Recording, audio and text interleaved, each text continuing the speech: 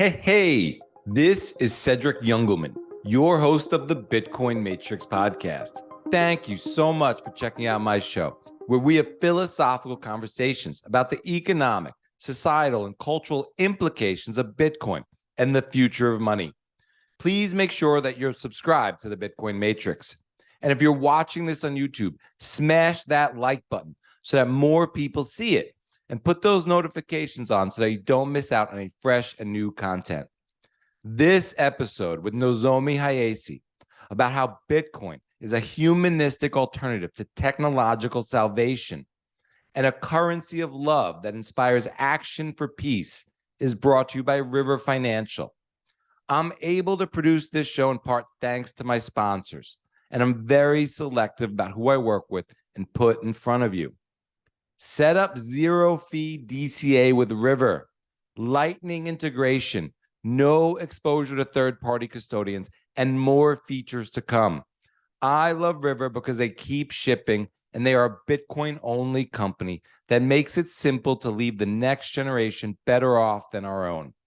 To get started and find out for yourself, use the link in the show notes and get up to $10,000 free when you buy Bitcoin and miners at river.com. Then get your sats off your exchange. CoinKite is launching a new higher-end cold card featuring a full QWERTY keyboard, a larger LCD screen, a QR code scanner, and a flashlight. The cold card Q1 will also be battery-powered. The cold card Q1 resembles the historic BlackBerry. A gray stealth body encloses the secure elements introduced with the MK4, which was launched last year. The new Cold Card Q1 is now available for pre-sale, but its launch date is yet to be determined. Bitcoin 2023 will be back in Miami Beach.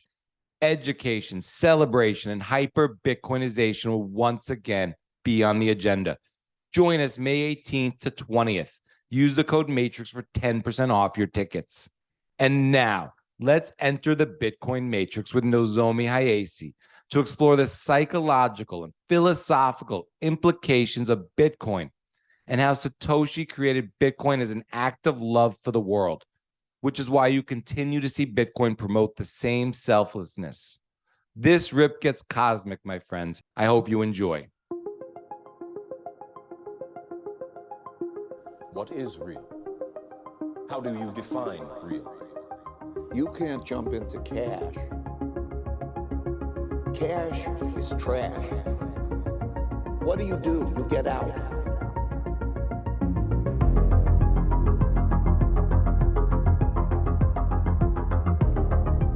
Nozomi Hayase was born and grew up in Japan. When she was young, C.S. Lewis's fantasy novel, The Lion, the Witch, and the Wardrobe, captured her imagination. Inspired by the story of a moral battle, she aspired to become a writer to tackle the dilemma of good and evil. As a young adult, she moved to the United States. From civil rights to the peace and free speech movements, she saw the stories she loved as a child unfold in ordinary people's struggles for freedom in America. In 2010, WikiLeaks' publication of the Collateral Murder video was a turning point. She found the impulse for social justice carried onto a global stage, with the internet becoming a battleground. She is a columnist and essayist whose writing is dedicated to liberate potent forces in history that allow us to participate in creating the future. She holds an MA in human development and a PhD in psychology and has years of experience teaching adolescents. Nozomi explores the psychological and the philosophical implications of Bitcoin, and she has a new podcast out, which she's the co-host of, which is called Bitcoin is Love. She has many amazing articles featured in Bitcoin Magazine. Nozomi, welcome back to the Bitcoin Matrix podcast. How are you? Thank you for having me. It's always a pleasure to be on your show. Thank you. Yeah, I'm really excited to reconnect. You were on episode 60, the Fiat Matrix Control System, Transhumanism, and Liberation Psychology. Really a notable pod for me, one of my favorites. I recommend people go back and check it out. I think we'll build on a lot of that here. You know, it's interesting, just in that pod, we talked a little bit about Assange. You have the book WikiLeaks, The Global Fourth Estate, History is Happening. I got to meet Gabriel Shipton and John Shipton, I Oh, think, at my yes. wife and I, we met them at Bitcoin 2021 in Miami. Oh, yes. And I mean, you were a big sort of dot on that path to my understanding of Assange. I'm still working through that.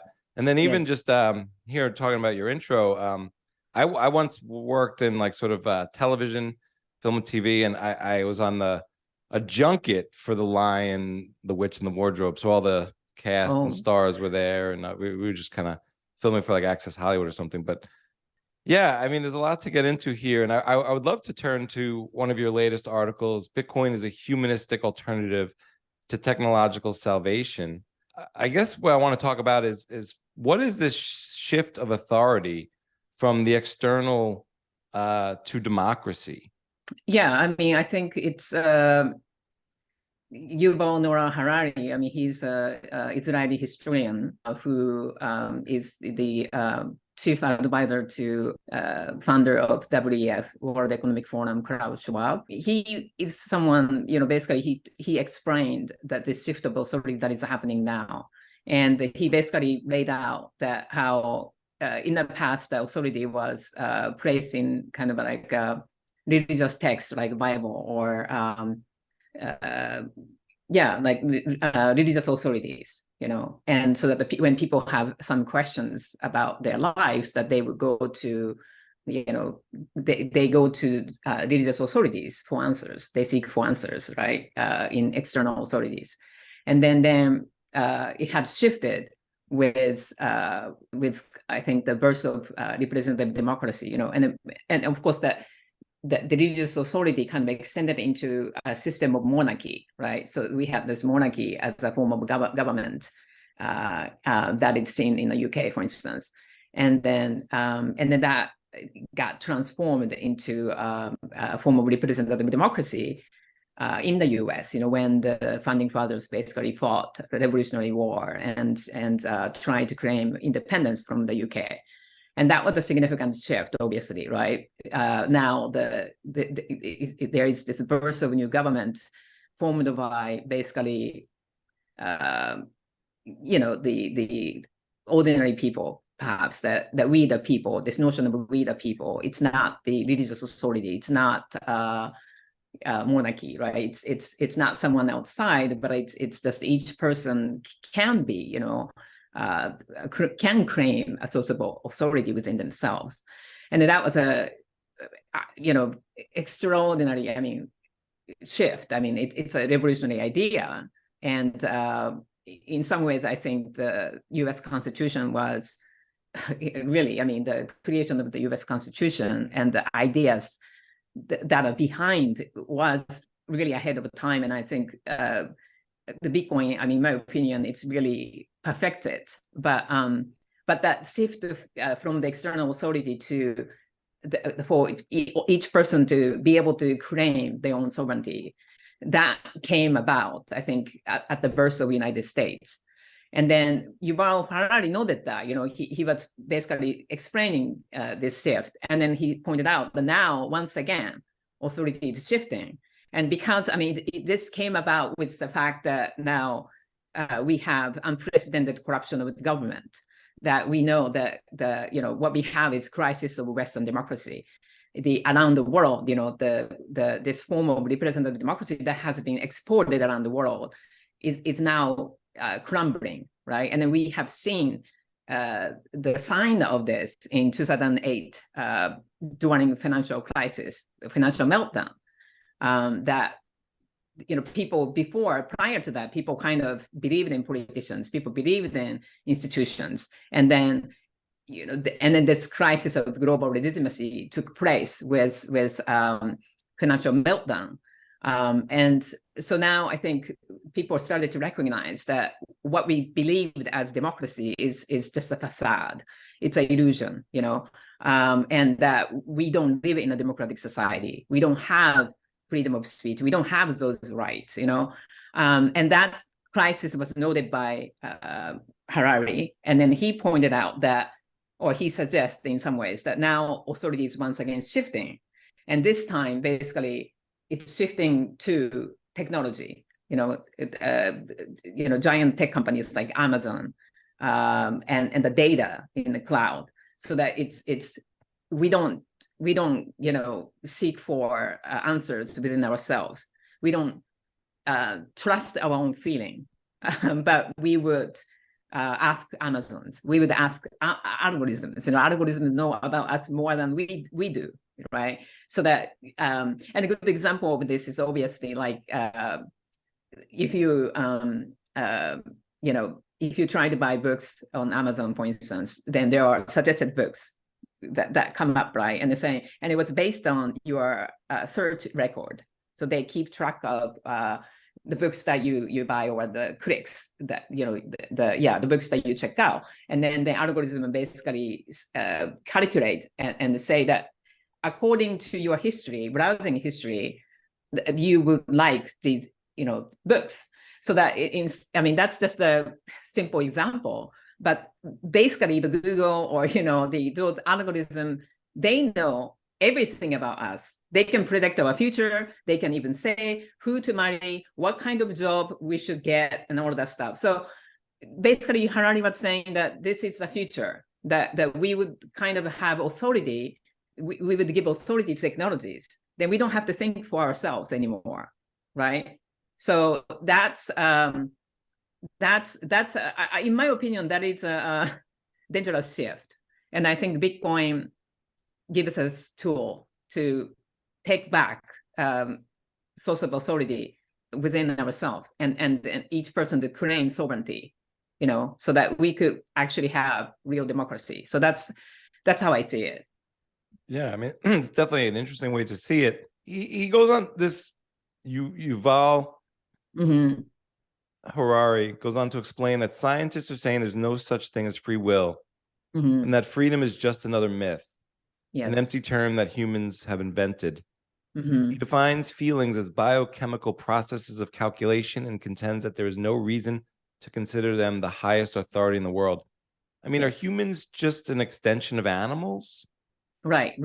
And I think that goes back to this mechanistic view that came about through the scientific revolution, and that René Descartes, for instance, or Newton, that they had this, they treated the world as kind of inorganic place, that we are like mechanical beings rather than the organic living beings.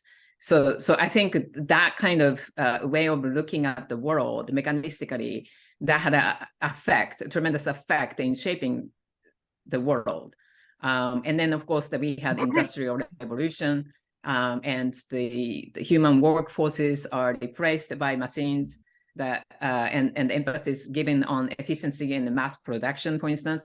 And I'm not saying that was a bad thing. That impulse was needed, obviously, right? And then the implementation of introduction of machine to our society was useful, as we can see, right? We have technology, and then technology is useful. But I think, in my opinion, it has gone just too far, that it started to dehumanize humans. And with the development of AI and automation, where things are going, I think that if we human beings are not careful, I think, that we will be dehumanized. And then instead of us using technology or machines, the machine would start using us. So I think that's where we are at. And for me, Julian Assange,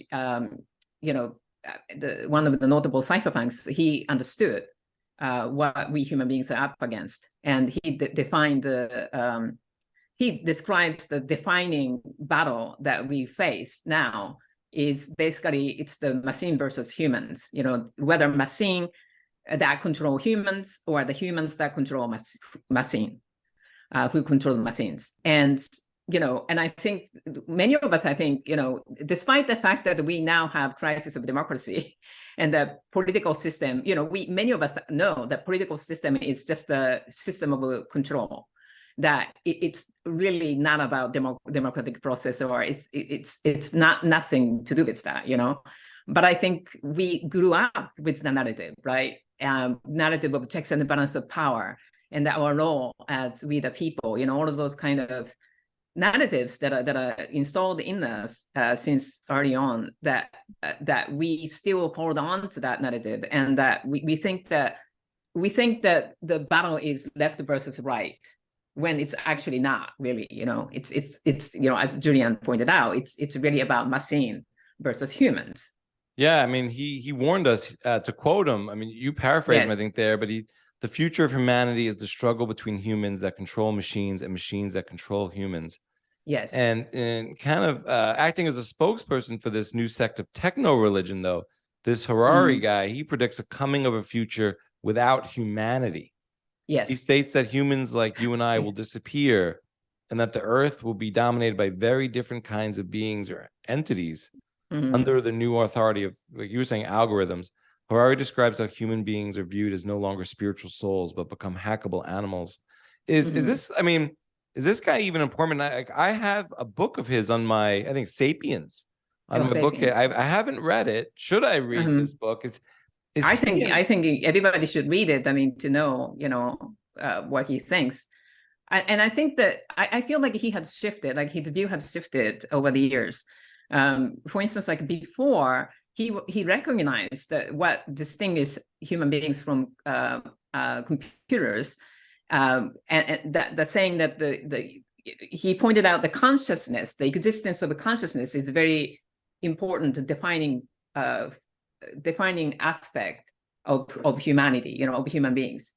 And that for him, that he said that human beings' ability to feel, that makes humans to be human, and the computers don't possess that capacity. Thus, computers cannot acquire consciousness. So that's, he was saying that like in 2016, and now he kind of changed the tone to say that what distinguishes us from robot or machines is whether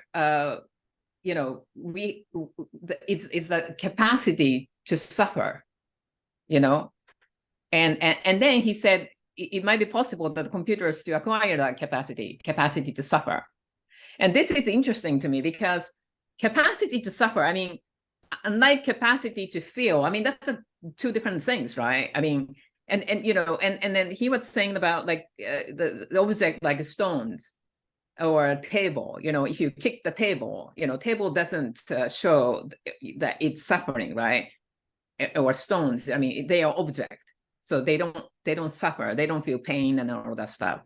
But human beings do, and animals do, but to me, it's just a nano description that defines consciousness, and the consciousness is much more than just the ability to suffer, right? It's about creativity, it's about self-awareness, it's about the feeling, the wide range of emotions. It's not just about suffering. And then I see that, this is the point that was used by animal rights activists, for instance, that, they say like, because animals suffer, so animal, so human rights should be extended to animals as well.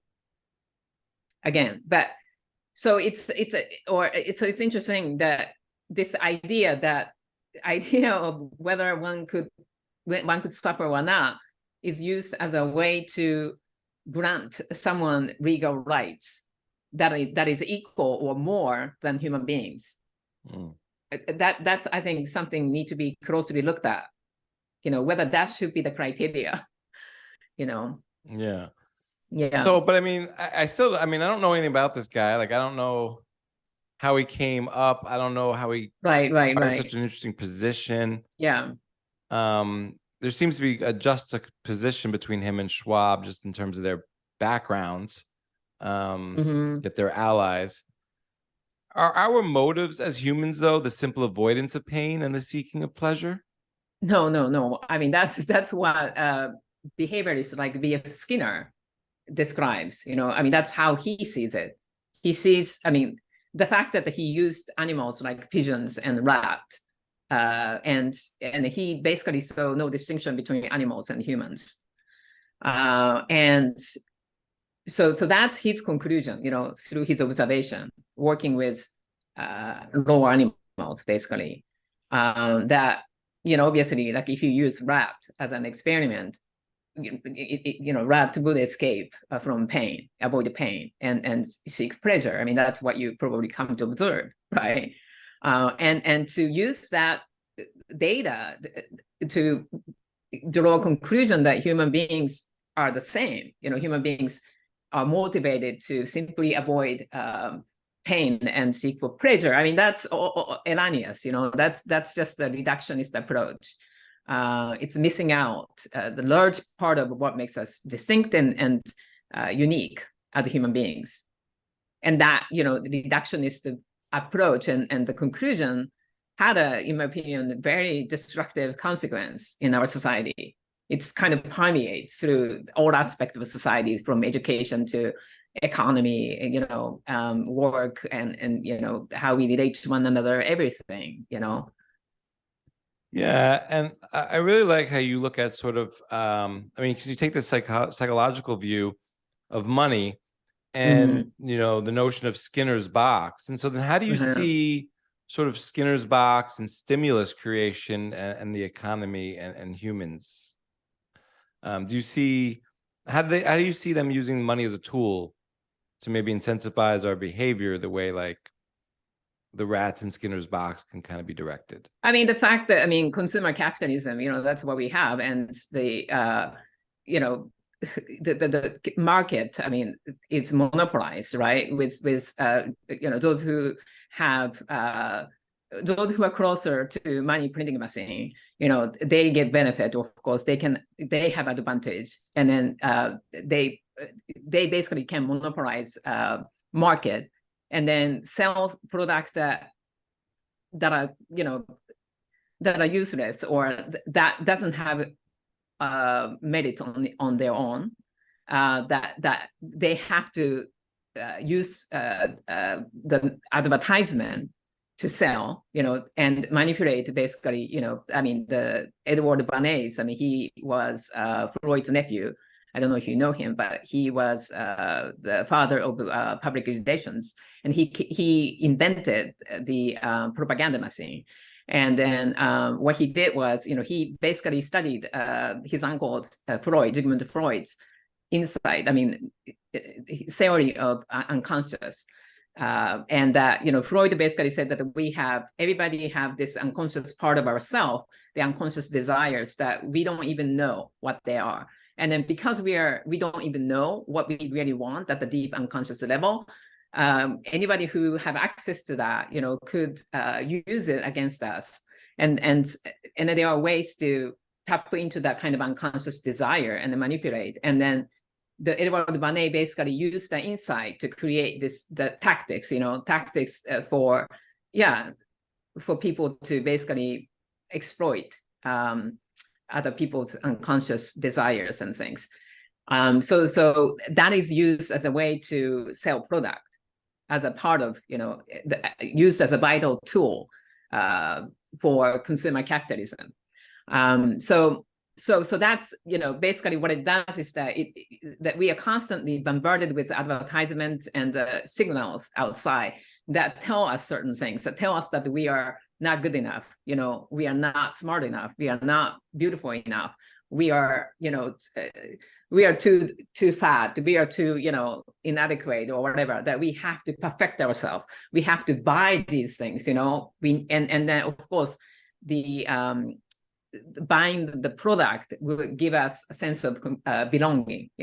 It's like, okay, like, maybe, your daughter would like, come home and say, Dad, I want to have this doll or this product, and you ask why, and then she would say, oh, because everybody has one.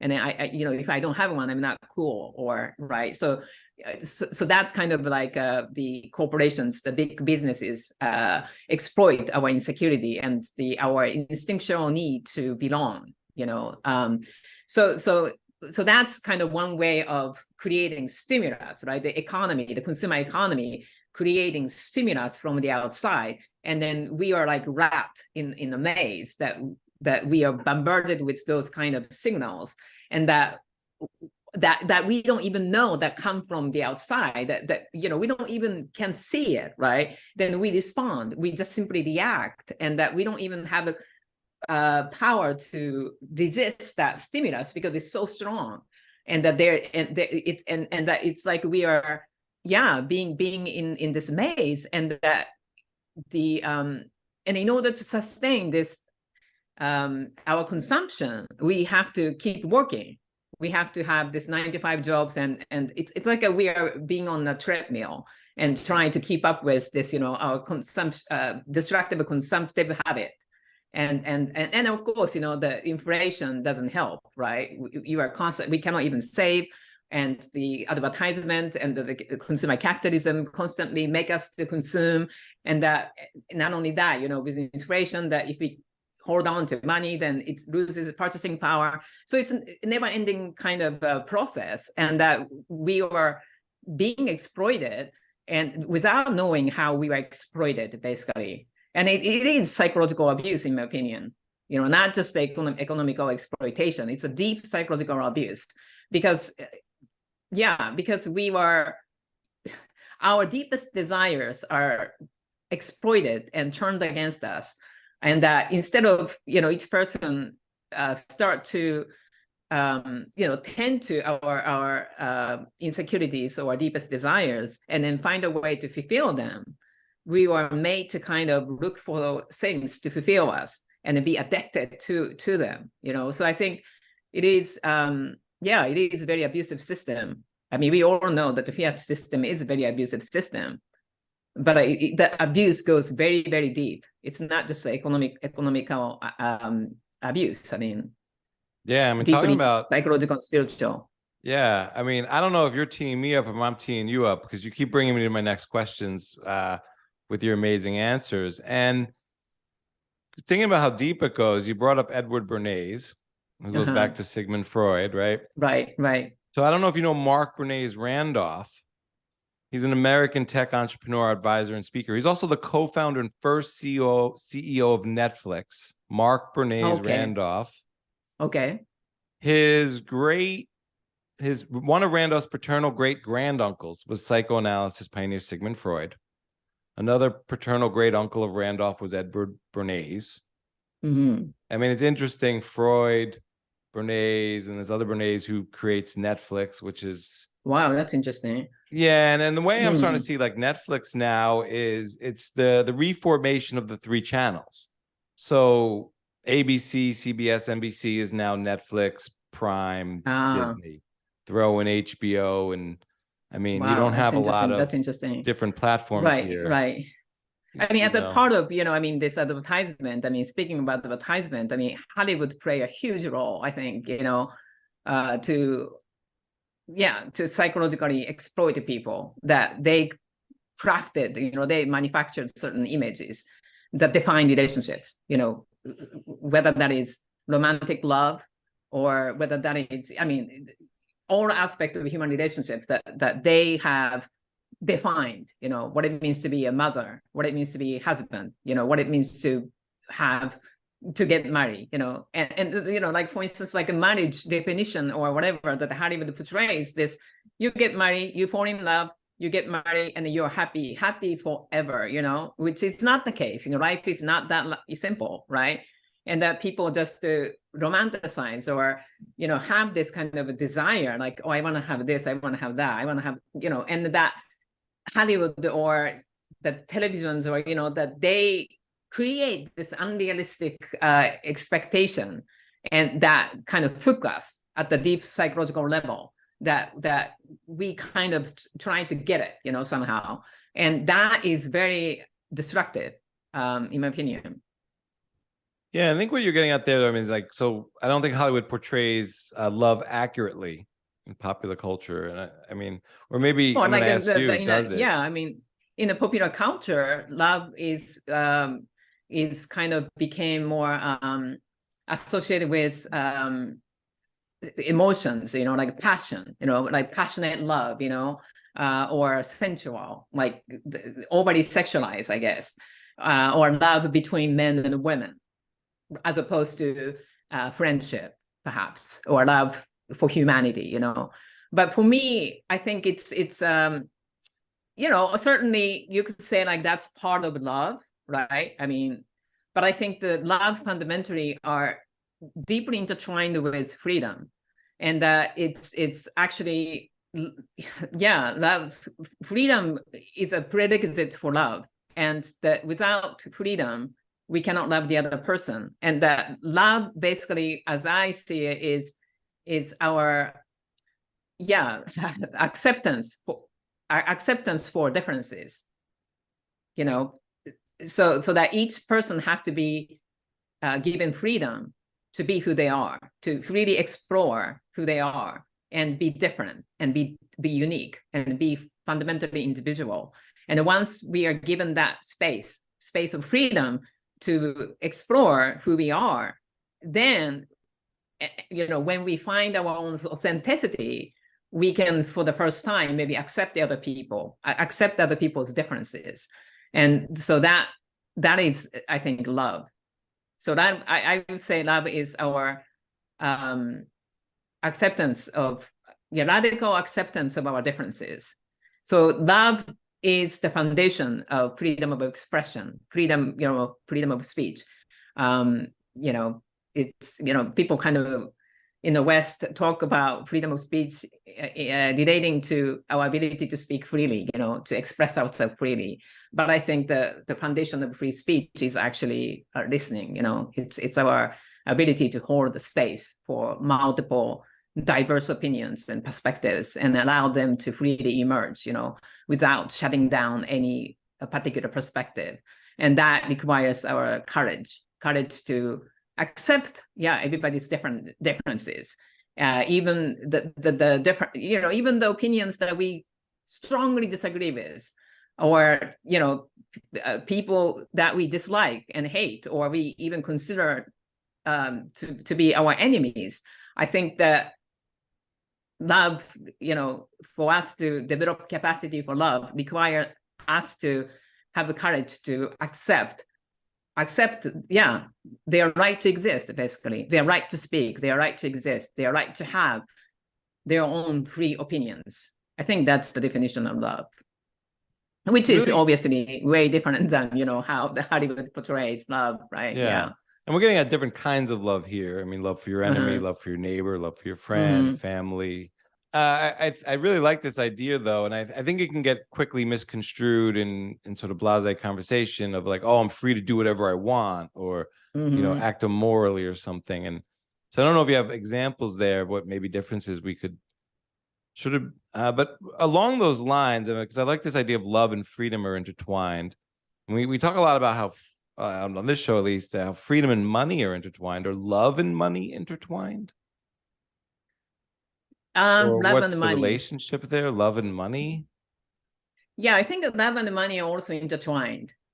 Yeah, so, and then I think that's something that I explored in my article, that I wrote for the Bitcoin magazine, titled "Bitcoin as a Currency of Love," basically.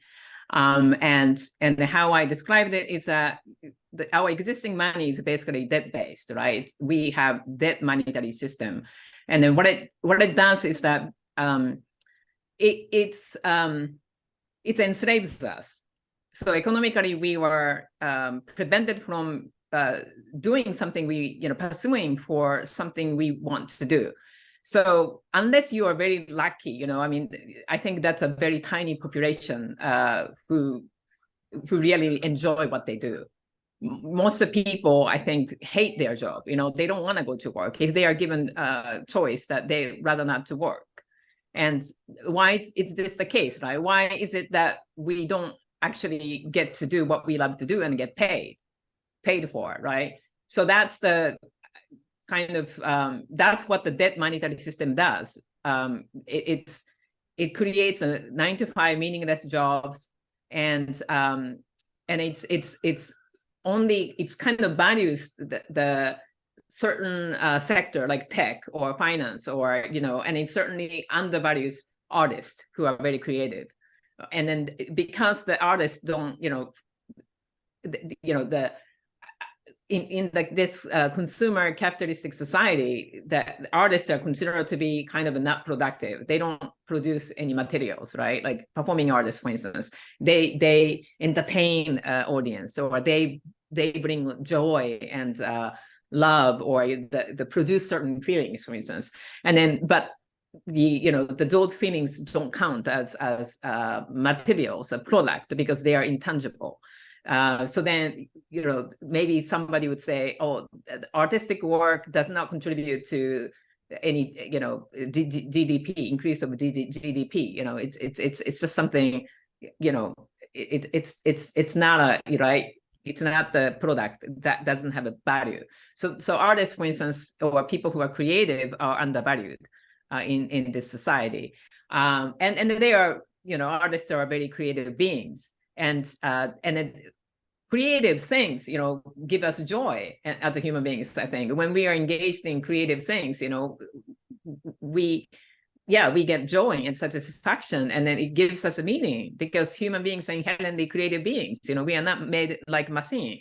We are not to work, do the repetitive job that machine can do, and act like a robot, right?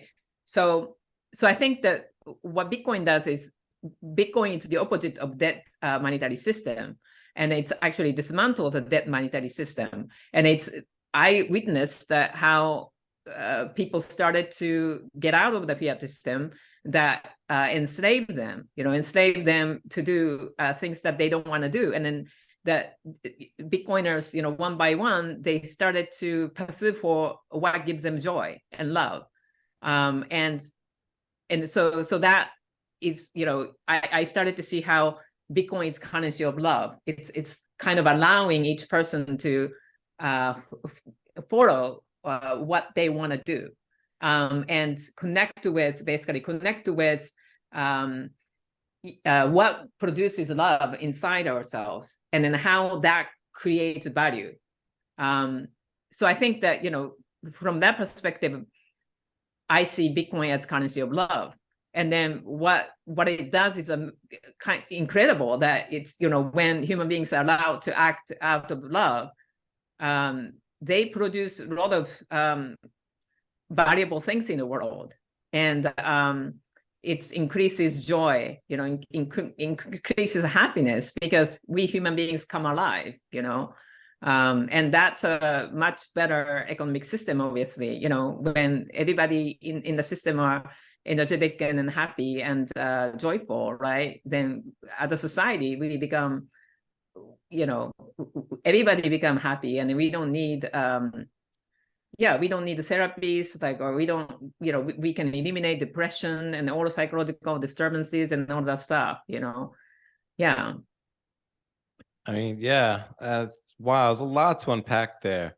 I'm going to read a bit from your work to kind of quote you back to what you just kind of paraphrased a bit there. But love as a potent force that can transform the world has been stifled in our society. This has to do with our existing monetary system and the economy it has built. You spoke about a lot there about how fiat suppresses our hearts and crushes our will to experience love, and a lot of that is through, what we see in these soulless occupations. Yes. You do cite Andrew Ross's Creditocracy, a society where the state serves the interests of a creditor class and entraps the public with debt that they can't ever repay. Yes. From credit cards and student loans to medical expenses, people who accumulate massive debt have become indentured servants. Economic forces are used to suppress love as a fountain of creativity. And you go on to mention that Satoshi worked on a protocol of sound money tirelessly, without compensation and without any guarantee of its outcome. Through his labor of love, engaging in his own activities of intrinsic value, he discovered a gift for humanity. In the debt-based monetary system, the recipients of money become borrowers who have been given promissory notes for repayment. With Bitcoin, on the other hand, the recipients do not owe anything. The act carried by love of the action itself, established by its creator, does not create a need for return in a recipient in the sense of I owe you. Such an act does not incur debt. It creates a new course of action that does not bind individuals by expectation and a need for repayment. So it kind of brings me like, how is Bitcoin like a networked heart? Yeah, I mean, it's, I mean, just touching on what you just said, that Satoshi set us free, really, because he or she, without having any expectation, that the gift, if you look at the gift, when you give a gift, you don't really expect anything in return, right? It's just out of your love, you give it out of your own freedom and no string attached. And that there's something significant in that kind of act of kindness or act of love, that it inherently keeps each other be free. Because when you give me a gift, it's just you don't expect me to return anything. It's really the free deed, and that it actually makes me be free. And if I were to decide to give something back to you, it's really done out of my own freedom. And that act is act of love because of that freedom as a foundation. And I think that, in my opinion, I think that it's Satoshi kind of created a new network, that freed us from this network of debt, where it's kind of like we are expected to return. It's the IOU kind of system, that the system will tell you owe me, and that you have to pay this interest obligations, or you have to pay me back. And that is, I don't even have a choice. Like I'm really enslaved to the system, that I have to do it, and out of sense of obligation, right? And I think the Satoshi basically freed us from this debt network, that we started to be able to connect with our heart and love. That I associate love with the heart. I think that it's the heart that has this capacity for love. So we started to weave a new network, and that it's a networked heart, because each person is basically freed now from being bound by the brain, perhaps, the dictate of the head, so to speak, and be able to connect, open up our heart. And that each person doing that and linking one another will create a large kind of networked heart, so to speak. And I see Bitcoin fundamentally is, I think what Satoshi did was, I think he somehow replicated the heart in a digital space, and one of the problems of our society is that this heart become like a pump, that this mechanistic view is applied in modern medicine, so that the heart is kind of a pressure pump, the pumping blood, which I think is a kind of a, again, reductionist way of looking at it, and the heart actually senses, and it doesn't really, pumping the blood. And that, if you look at the monetary system, it's technically it's like pumping money into the system, injecting money into the system without having any consideration to, the balance, of the entire organism. It's just keep pumping, I mean, which is very unhealthy, and no wonder like people who are in that kind of mechanical system become ill, because it's really disconnected from the living organism and the laws of nature, Yeah. Fascinating stuff. I want to read a little bit more from this particular piece, Bitcoin is a Currency of Love.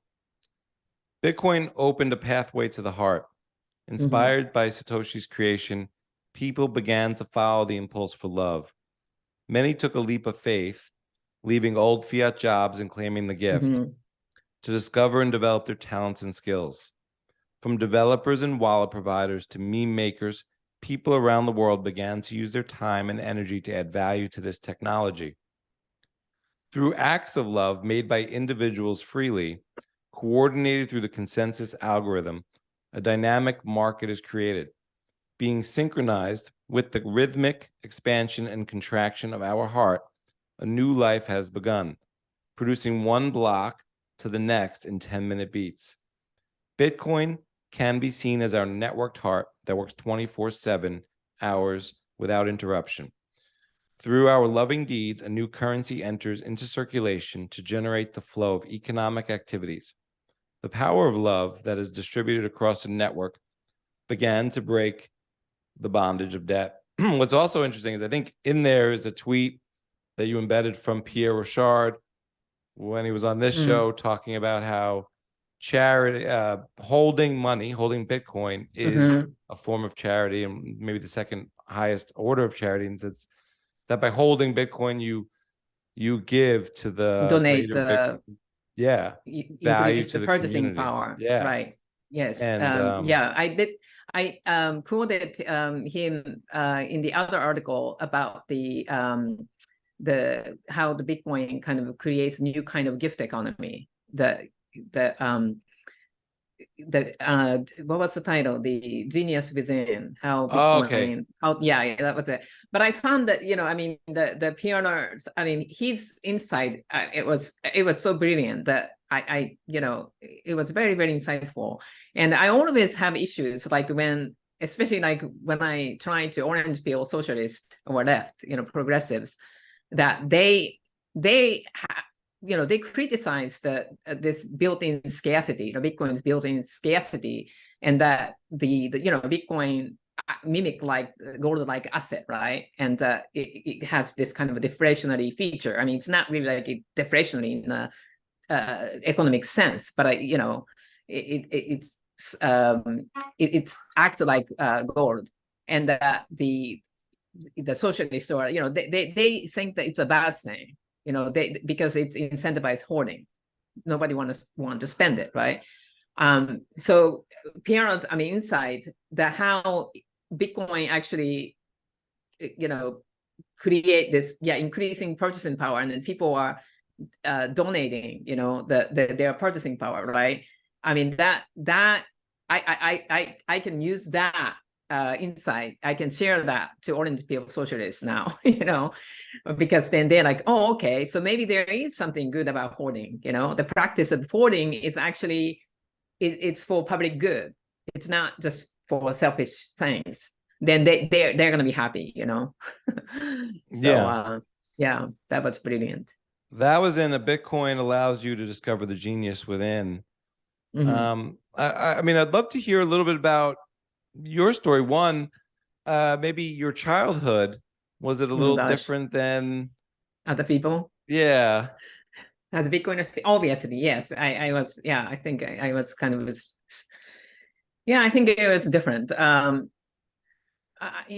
mean, you probably won't be able to imagine, but I was a very, very quiet person. And I have been quiet for a long, long time. Not just when I was a child. I mean, as an adult, I think, as a student, I was very quiet. And I was very observant. I was very introverted and introspective. So I was just observing all the time. And I had a difficulty fitting in, and that I find that our culture is very promote extroversion and make us just focus on the external world and just constantly do things, and so I was not like that. I like readings, and I like writings, and I like to reflect on my own experience, and all of that stuff, engage in kind of philosophical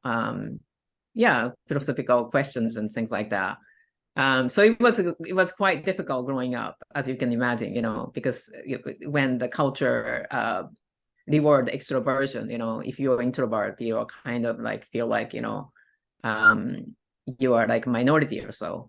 So for a while, I think I tried to fit in, like everybody, just like everybody else tried to. I tried to kind of become more social, or try to be extroverted, I guess, when I'm not really extroverted. And it was only, I think, when Bitcoin came along, and I started to we started to meet people who have fell down to the rabbit hole, Bitcoin rabbit hole, and they themselves have kind of gone deep into themselves, started to do kind of philosophical exploration, I guess. that I kind of started to find people that I can connect with, and that I felt like now, like for the first time in my life, my introspection is being appreciated. There is some value in being introspective, and so that was kind of interesting for me.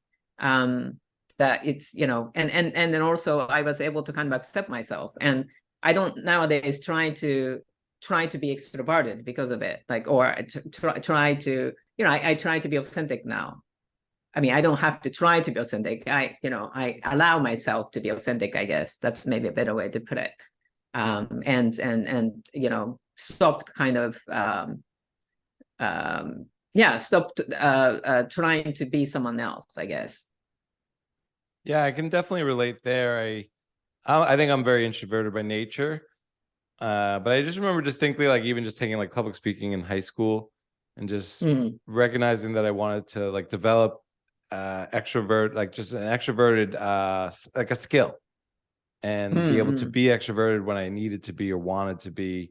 But I don't think it's like my normal frequency. Right. It's something that you have to kind of work toward. And then, like, for instance, like, when I was a student in college, or people engage in discussion, right? And they ask questions and all of that stuff, and then because I was, I think, introspective, and then I was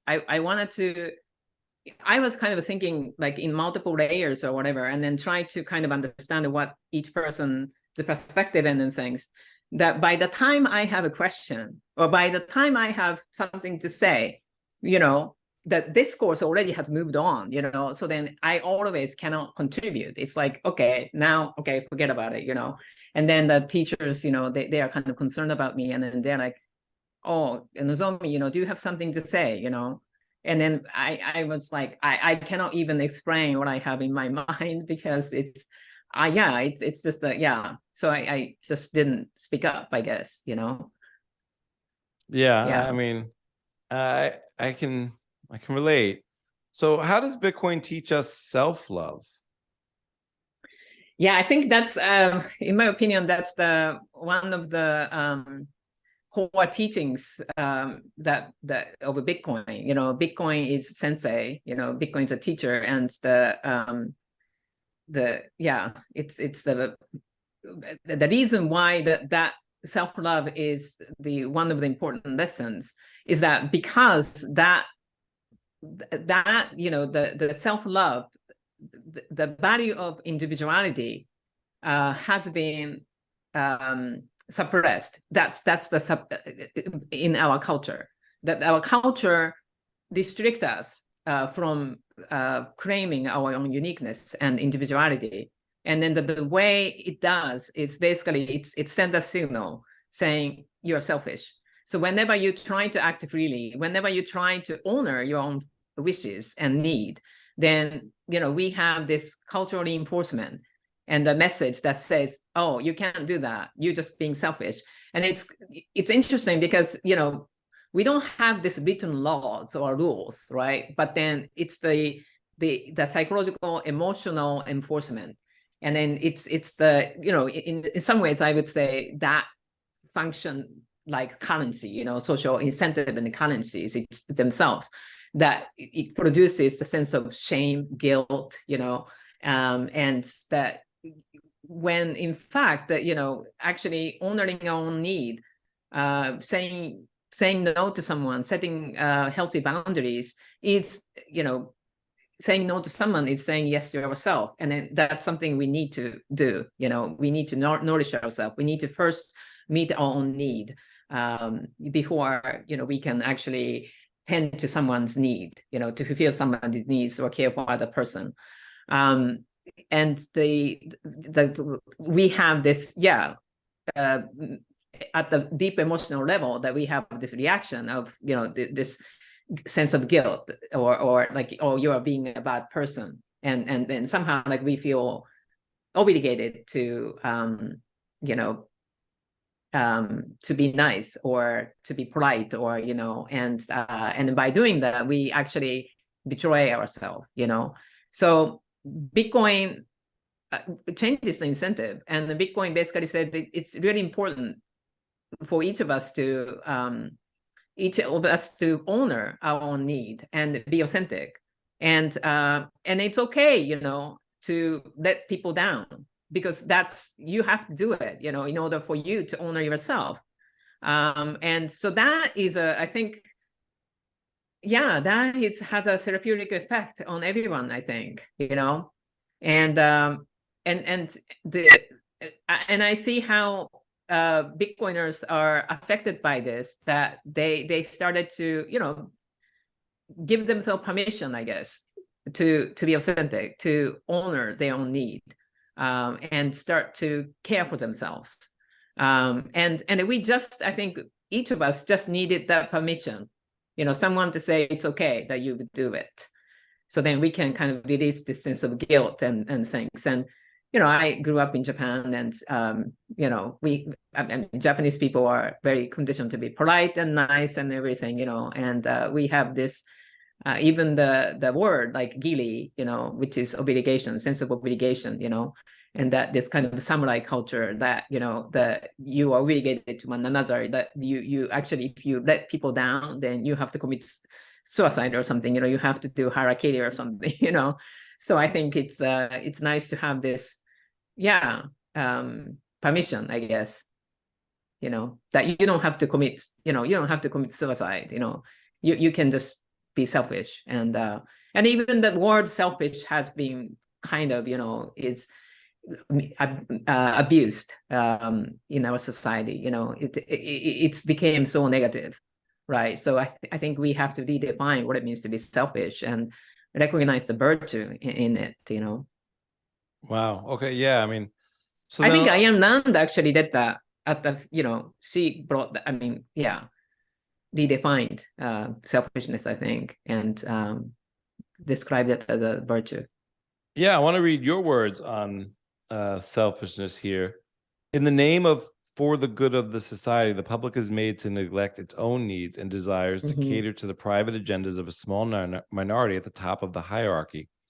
By punishing anyone who tries to act out of his or own best interests as being too selfish, the system enforces conformity. In this digital age, it seems like assaults on the value of individuality are being carried out on social media with the help of tech giants, censorship, and algorithmic control. Billionaires behind the managed democracy have launched identity politics. This old tactic of divide and conquer separates people based on gender, race, ethnicity, or sexual orientation, pitting one group against another to rule them all. Puppet politicians promote the specific interests and concerns of one particular group, generating animosity and victimhood for the others. The conflict created in the electoral arena pulls people into engaging in a political battle. Aggravated by toxic tribalism, people feel their safety is threatened. They become easily triggered by survival fear and act with fight or flight reactions. It's interesting. That brings me back to Yuval, or whatever his name is, Harari, because Bill Gates and Zuckerberg, I mean, they praise this guy. Yes. And you sort of see this mass formation psychosis. We're all in it together. Dr. Robert Malone, who's been on the show, he kind of brought that up. But before you were talking about, can you maybe explain a little bit of the difference between kind and nice and radical honesty? The difference between three, you mean kindness, being kind? Being kind or being nice. And the radical honesty. Okay. Yeah, I mean, I think, our, in some ways, Judeo-Christian culture, Western culture, I think, promotes the virtue of kindness, compassion, and which basically, means for us to be nice, and kind to other person, or being compassionate, and to have empathy, so that it's as opposed to kind of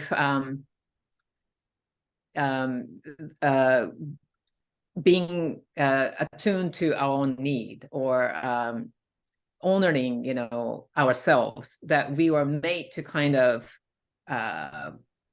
empathize with other people, and so that's, when it is it's promoted in a one-sided way, then obviously we lose balance, right? Because in a sense that trying to be empathic with other person or being kind to other person, what it does is that it's actually, we are placed in a position of choosing either other person or ourselves, and it doesn't give us an option to embrace both of us, right? Because if we are told to be kind to someone, then we try to do things for other people. Our attention is directed toward another person. So when our attention is directed toward another person, it automatically moves our attention away from us, right? So then it creates imbalance. Like we only satisfies one person's need, which is the other person. So instead of just being nice or being told to be nice or kind, I think Bitcoin kind of provided a way for us to honor both ourselves and others. And in order to do that, we have to first honor ourselves. And by honoring ourselves, we can actually honor the other person as well. And that we don't have to be placed in a position of choosing one or the other, if you know what I mean. So yeah, I think again, it's what I think the fiat culture did is that it's in my opinion, fiat culture is designed by the rational part of the brain, or the left brain, so to speak. And the left brain sees things in a dualistic way. It sees polarities, like it's good or bad, positive, negative, day and night, and it's constantly analyzed and compares, and so that's the function of the left brain. And so if you create values based on that mindset, it's created duality. And then that duality includes the separation of oneself and others. And then Bitcoin is, I think, it's works with the holistic brain, so the left and right in some ways, and it's kind of dissolves the duality, and it's also embraces paradox, so that honoring ourselves does not end up harming other person. Honoring ourselves does not mean that we are just being selfish, which and it's a bad thing. But honoring ourselves somehow, paradoxically, I guess, honors the other person as well. So it's kind of Bitcoin, by embracing paradox, it find a way to unite, I think, unite ourselves and others, that, if you know what I mean. Yeah. And so I think the fiat culture creates this one-sided virtue or values, and by us basically incorporating or adapting these values as our moral values, I guess. And then when we try to act to honor those values, then that create imbalance. So if we try to be nice and empathic, and obviously you are disconnecting from other values, like self-initiative, assertion, or honesty, or all other things.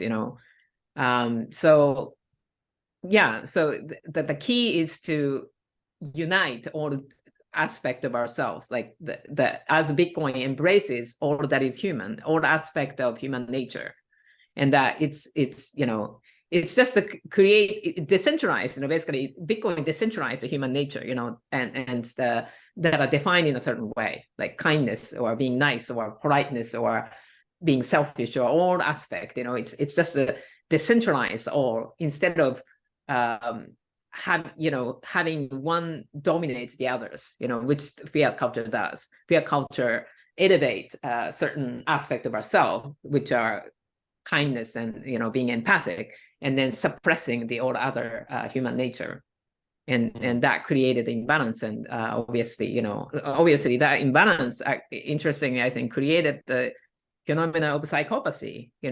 Because the aspect of ourselves that are more associated with risk taking, so aggression or assertion or being selfish, when they're suppressed, then these aspects don't disappear. That they just find a way to express themselves in a more sneaky way, right? And what came about is basically it's the pathology of social hiding, which is the definition of psychopathy. So that psychopaths, they find a way to get what they want and things like that, and without being caught, and then I think it's a way of nature's way of balancing our overly empathic culture. That's why we have this phenomenon of psychopathy. Wow. So, I mean, in terms of this conversation, compared to, say, I really like this notion of suppression that you're getting at here. And so, but just in terms of this conversation, like in terms of compared to, say, peace, love, joy, acceptance, companionship, do people care about wealth and material things?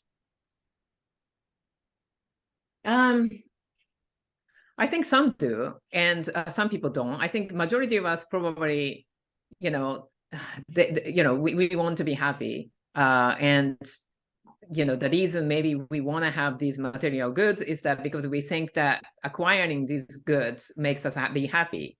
And a lot of the cases, people realize that's not the case.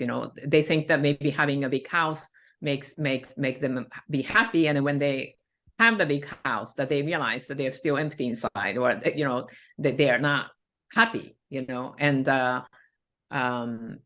with this said, I think there are some people who find happiness in acquisition of materials, and I think it's important to recognize that everyone is different at their development. And we see, I mean, if you look at the whole population, like we see someone like Dalai Lama or Mother Teresa, or like people who are like saint, right, who just get tremendous joy by giving or meditating and the things, so there are populations, small, tiny population who are like that.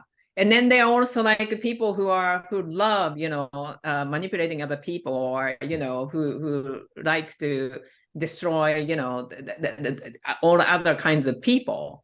And then, so everybody's different, and everybody is, I think, at the developmental stage. I mean, they are different. So I think the important thing, though, is that, and this is what Bitcoin allows us to do, is Bitcoin allow everyone to act freely. If you want to pursue for material happiness, go for it. If that makes you be happy, just do it. And if you think that you think that you can be happy by meditating and or engage in spiritual development, just go for it. Bitcoin doesn't discriminate, doesn't judge. Bitcoin allow each person to act according to our own nature, and that ability to act according to our nature is, I think, is a form of morality. That it's not that something like God outside that tell us like we are good or bad, or we should do, etc., etc.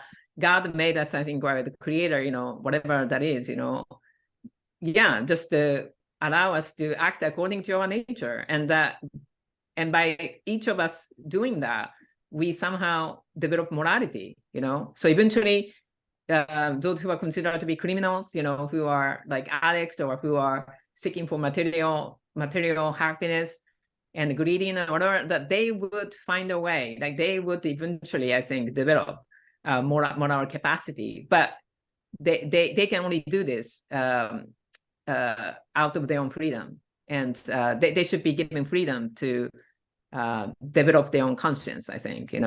Yeah. So along those lines, I want to swing back and kind of get back to Harari. These ideas just kind of, so I'm just going to like hit 4 questions at you and see where you take this. So, are human beings being trained to act and think like robots? Are they trying to create a technocratic communism? Are they trying to control our thoughts from the inside? Is there a digital dictatorship on the horizon? Yeah, I think that's happening. I think, that's definitely in our trajectory.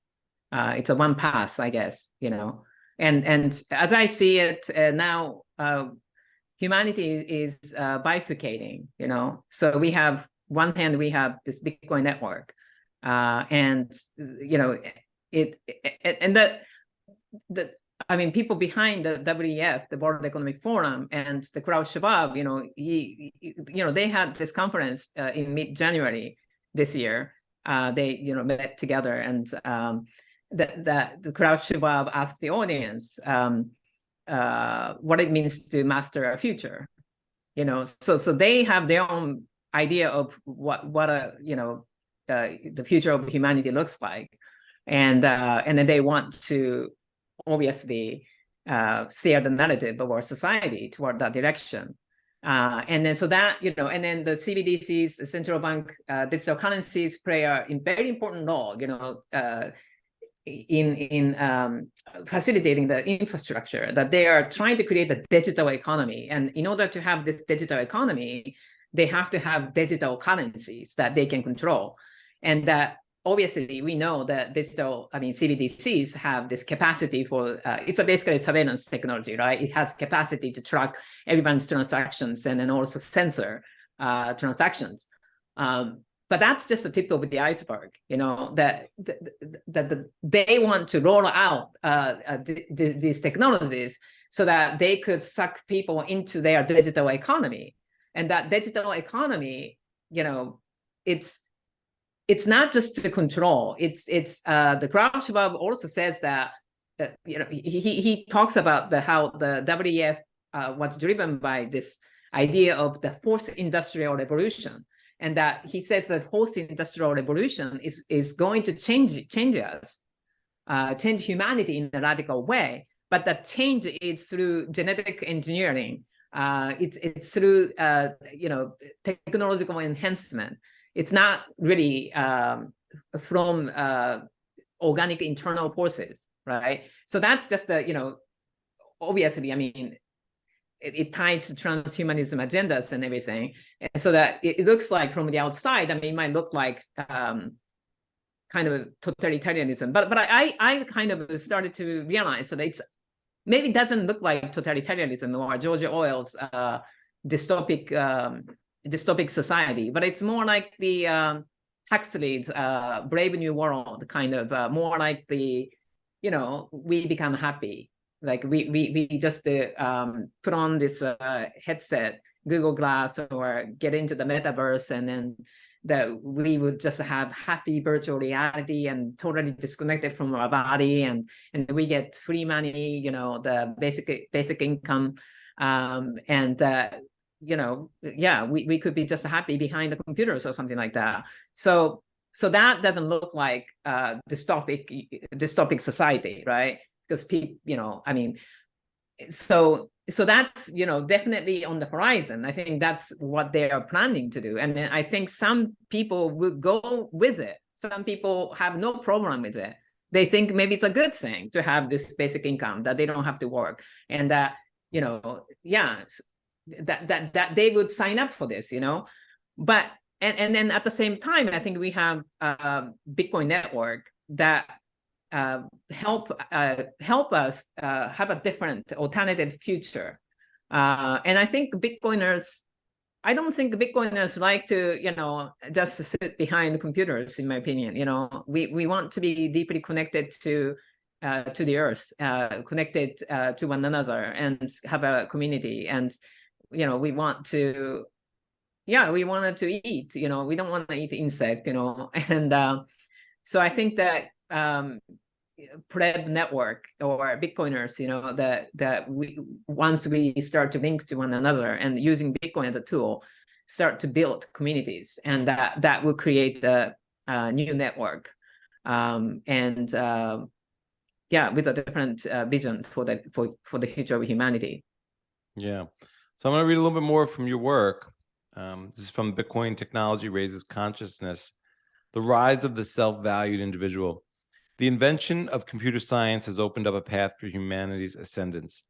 The Bitcoin white paper, published by pseudonymous author Satoshi Nakamoto, presented a way for us to secure individuality as a foundation stone for the building blocks of what it means to be human.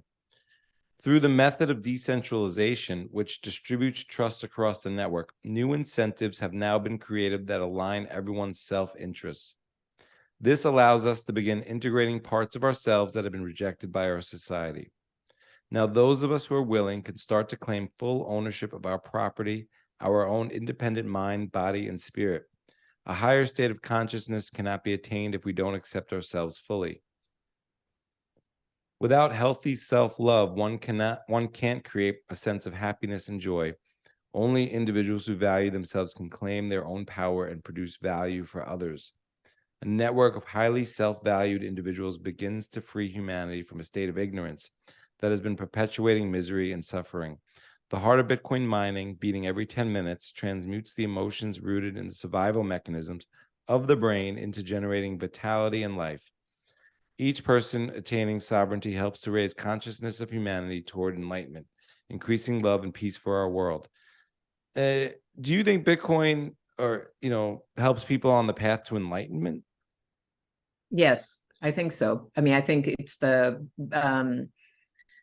I think the Bitcoin invite us in the process, I think, because the fiat system is basically built on the law of mechanics, and it's kind of built on this old paradigm that looks at the world through kind of mechanistic lenses, and so we have one hand, laws of nature, and the society that is built on top of nature. Obviously, if the systems are not aligned with the laws of nature, that system are inherently, I think, it's insecure, right? It's kind of it had issues. I think over time it's shown to have issues, and now what's happening is the fiat system is started to crumble because of the fact that the laws of mechanics is kind of overriding the foundational laws that are which are laws of nature, and that the Bitcoin basically Bitcoin is aligned with the laws of nature, and that once once the Bitcoin start to create a new network, it start to realign realign the system, and then also us being inside the system, as being a part of nature, that we are also asked to realign ourselves, and that and the realignment involves all aspects of our life, whether that is a relationship or our identity or our work, our our worldview. Everything would be changed. I mean, everything is being challenged, and that enlightenment, I mean, in my view, is just many people define in a certain way, but for me, it's just the state that we know who we are, like we know our true self, that is not just defined defined by the mind, or defined through our identification with the ego, but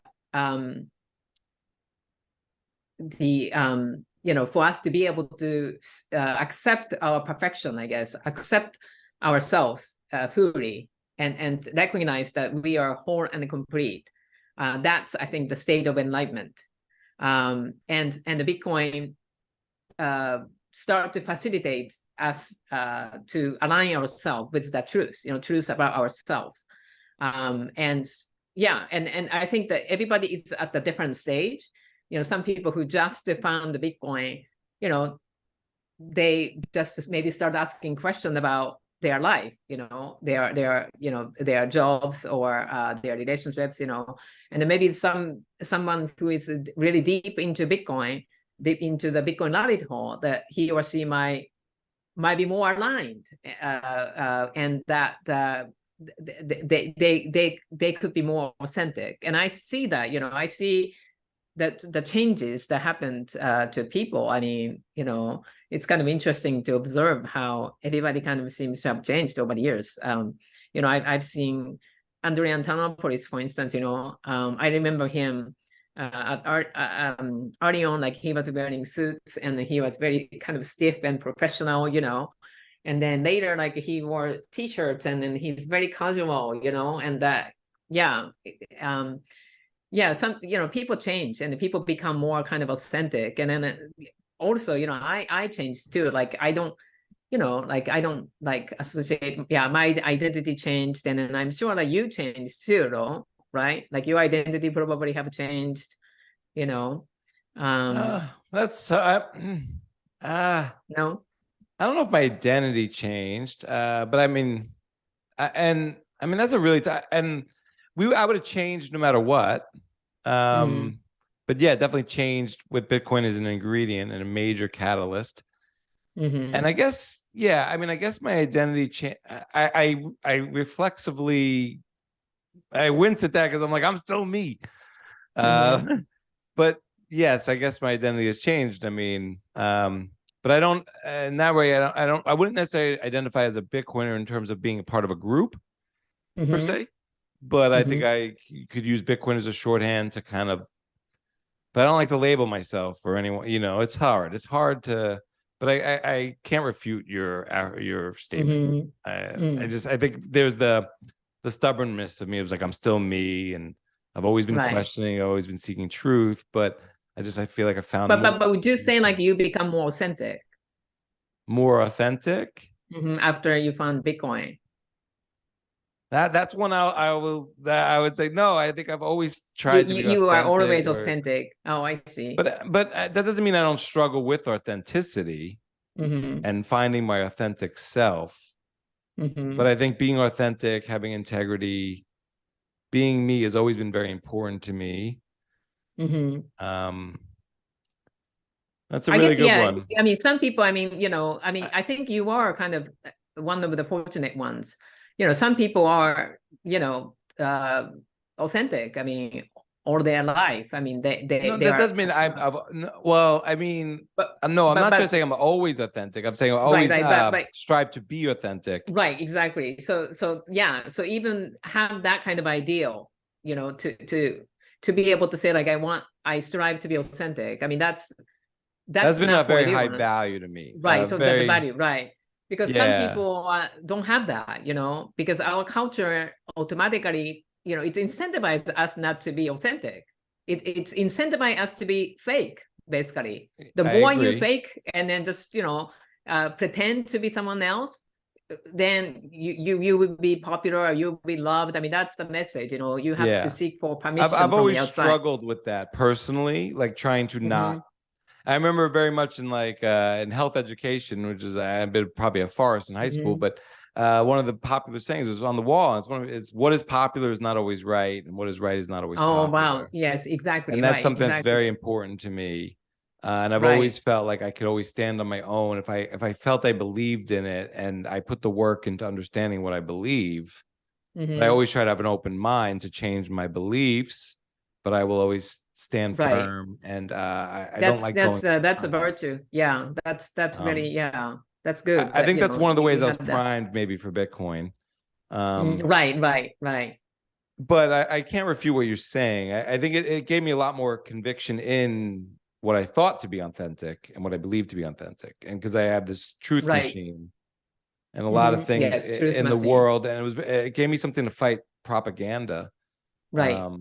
And even just and then what I find interesting is that, obviously I was engaged in journalistic activities for a long time. And that certainly WikiLeaks, I've been writing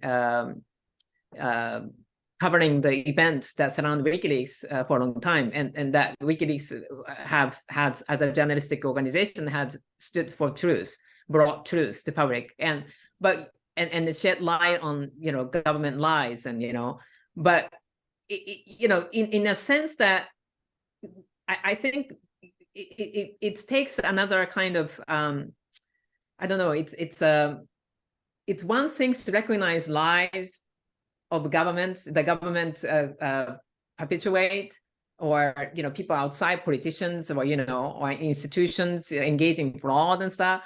But it's another thing for us, each person, to recognize how we lie to ourselves.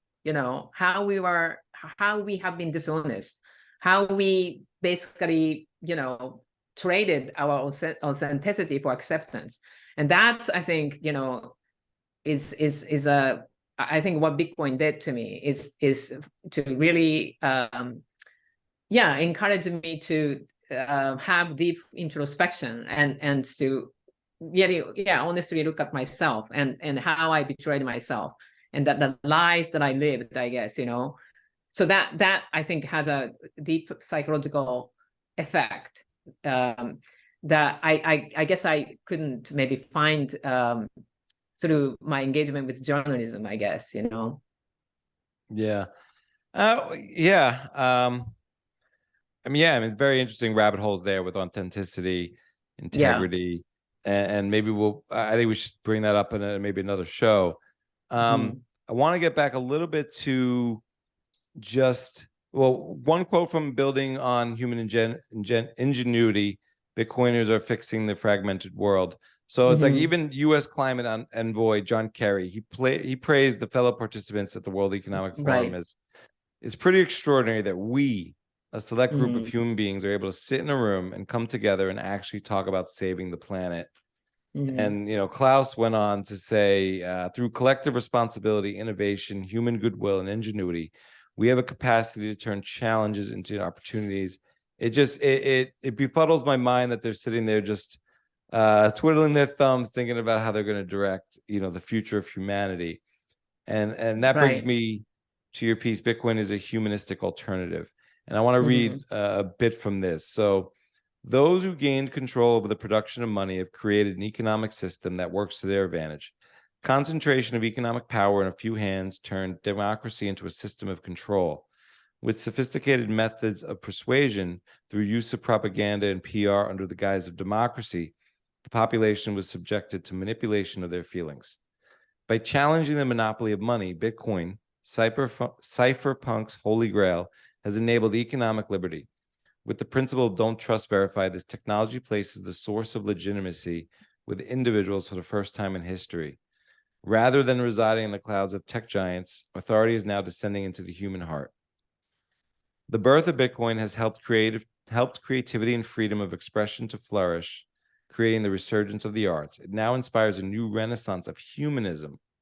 Before the Renaissance, history was seen as being shaped by divine forces.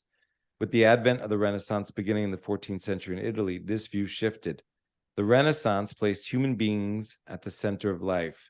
A man was regarded as a partner in the creation of gods to actively engage in shaping the course of their own lives.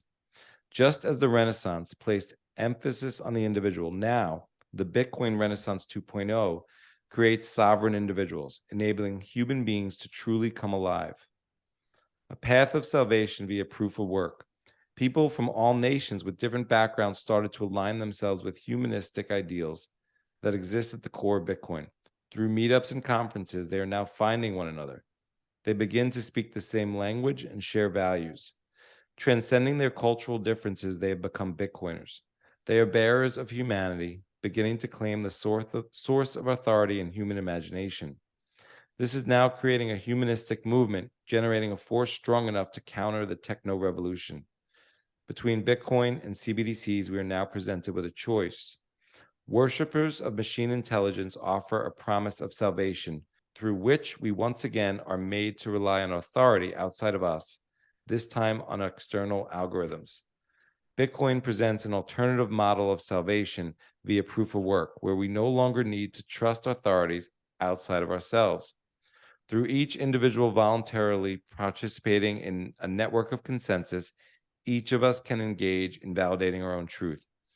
While a path of technological salvation moves a society towards the post-human era, Bitcoin, pro-human technology, inspires each individual to create a new world of humanism.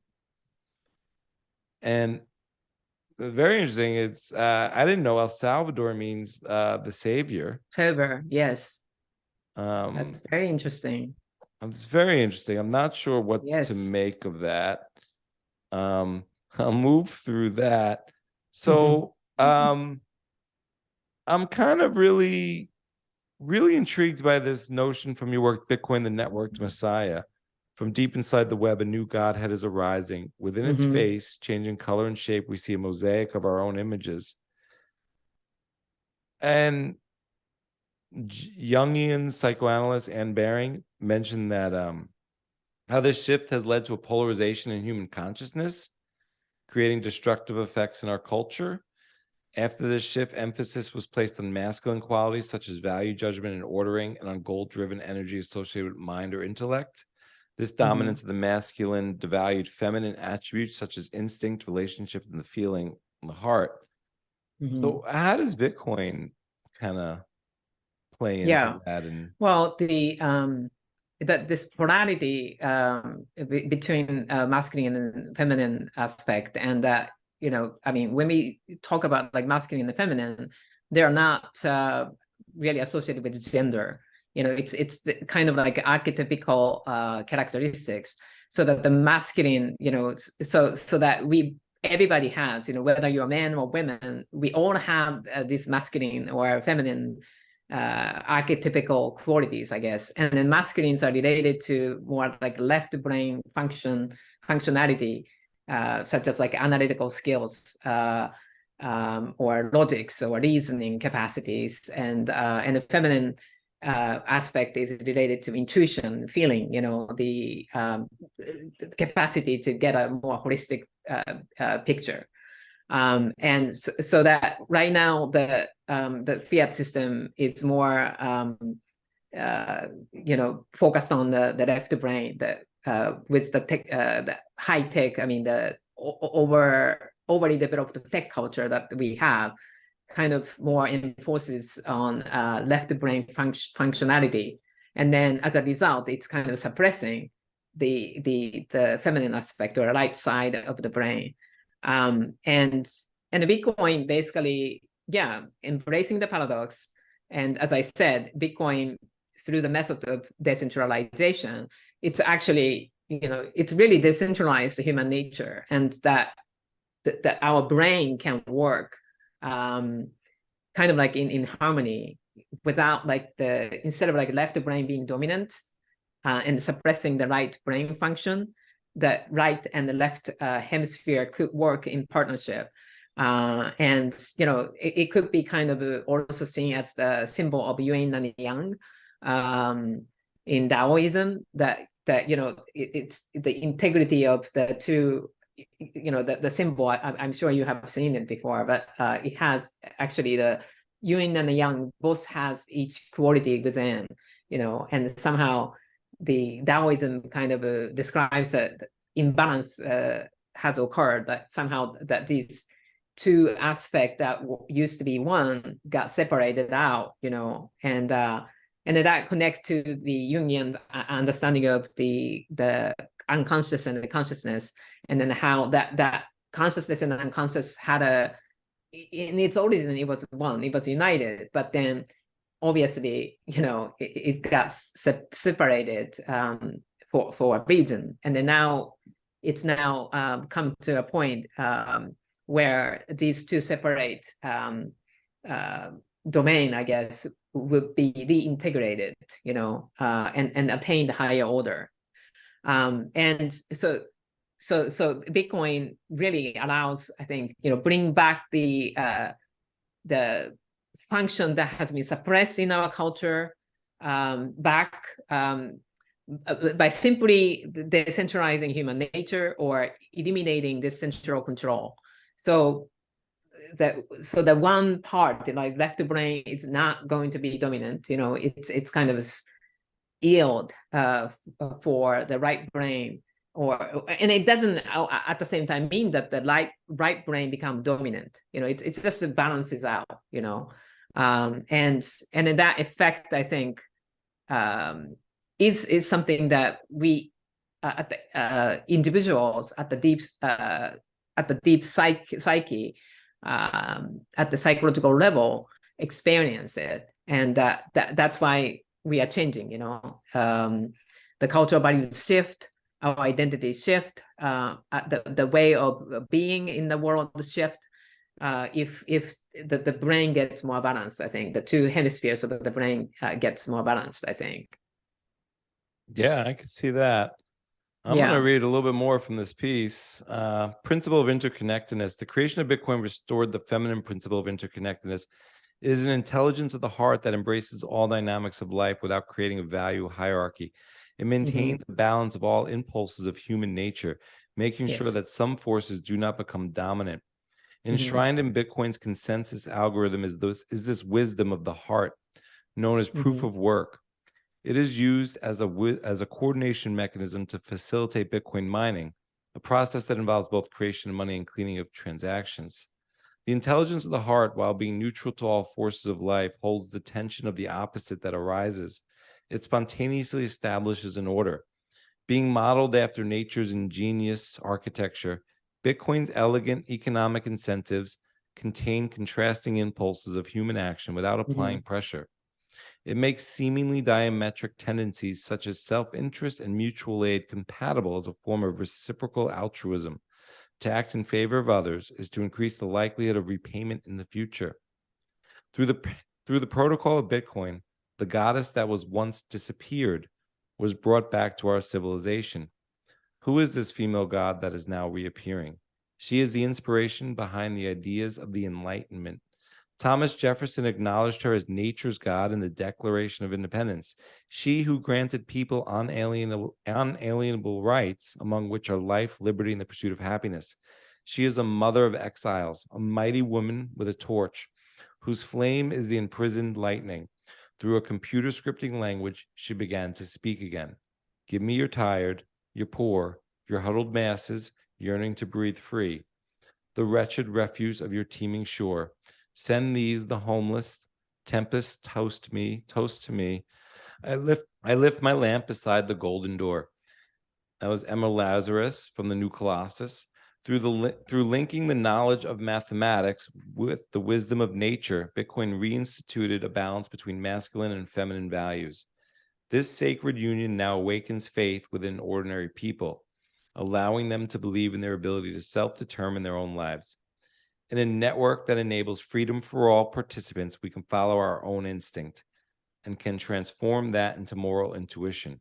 By each choosing to abide by the rule of consensus, sovereign individuals can now form relationships in harmony with one another without external compulsion. From deep inside the web, a new Godhead is arising. Within its face, changing color and shape every 10 minutes, we see a mosaic of our own images. A networked Messiah capable of saving humanity and giving birth to a new world. We find God in ourselves and in each other. I'm really curious. Why do you love the art form of spoken word so much?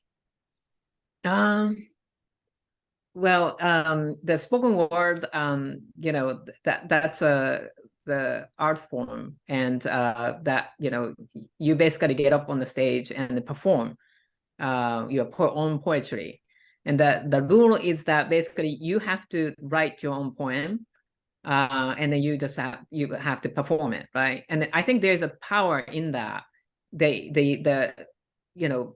We basically claim our own authorship, I think, for our words, and then speak. There is something different about speaking than writing, and that I myself have done poetry slam, and the experience of participating in this art form really liberating to me. That I just felt so free. That I just felt that I could I could kind of speak freely and claim my own experience, and then become the author of my own life. And I, when I was at the grad school, I discovered a poetry slam, this spoken art form. And so when I was in academia, I was basically trying to basically not to speak for myself, not to speak in my own words, and I don't know if you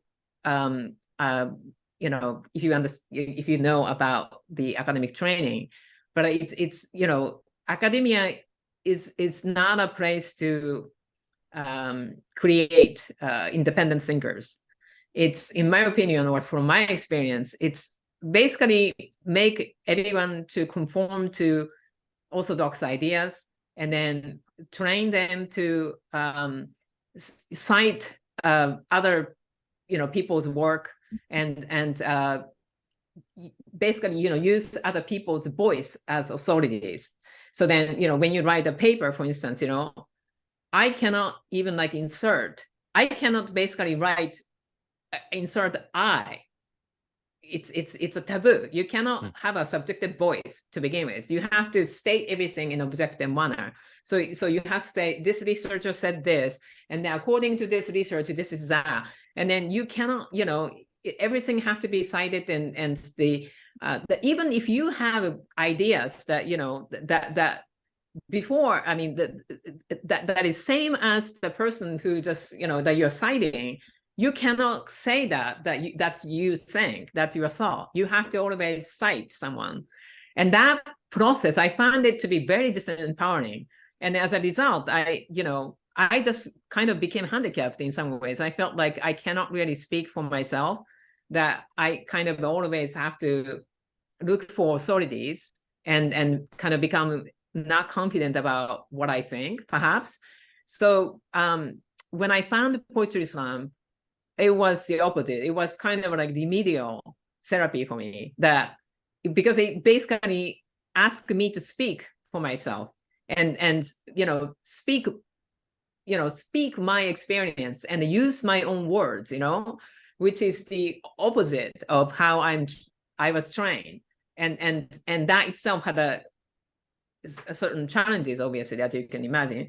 But me engaging in the process, liberated me. That I don't have to quote someone. I can just freely speak, and just to speak out of my own heart freely. And so that's why I like Poetry Slam. And I find it kind of similar to, I mean, there's some similarity between Poetry Slam as an art form and the Bitcoin, because it's, Poetry Slam is, everybody can sign up and perform, and then you will be judged by randomly selected audience, so it's not like top down, and the truth is, the audience who resonate with what you say, that they give validation in some ways, and that is a confirmation of truth. Kind of a consensus is being made through the resonance with audience. Yeah, I love poetry slams. I even remember when it made HBO with Def Poetry Slam. No, you're like, that's yeah, cool. I enjoyed watching those, and I even went to see that on Broadway, and I went to see, when I lived in California, I went to see, I ended up being a judge because they use a lot of random judges right, exactly events, which is really cool. Right. Yeah. I want to read a little bit from Bitcoiners Are Fixing a Fragmented World, the Bukele Effect. In the crisis of Western liberal democracy triggered by the corruption of governments, the world is now seeing great leadership arising from a tiny country of Central America with a population of about 6.5 million. The volcano blonde, fairy godmother and keeper of the vision, Stacey Herbert, together with her partner Max Kaiser, have been helping Orange Pill the world.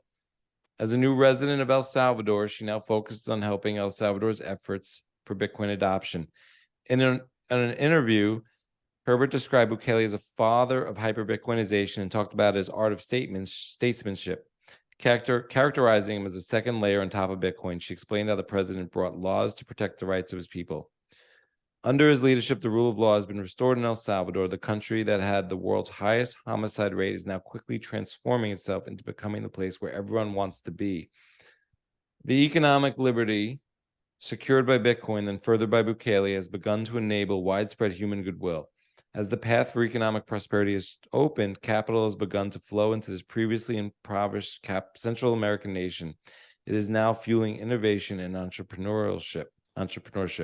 Now we, the Bitcoiners, a network of sovereign individuals, can show the rest of the world how we can exercise shared responsibility.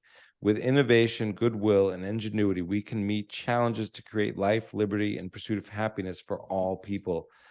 And like, I think of humans as one species, but humans on fiat and maybe humans on Bitcoin, are they becoming different species?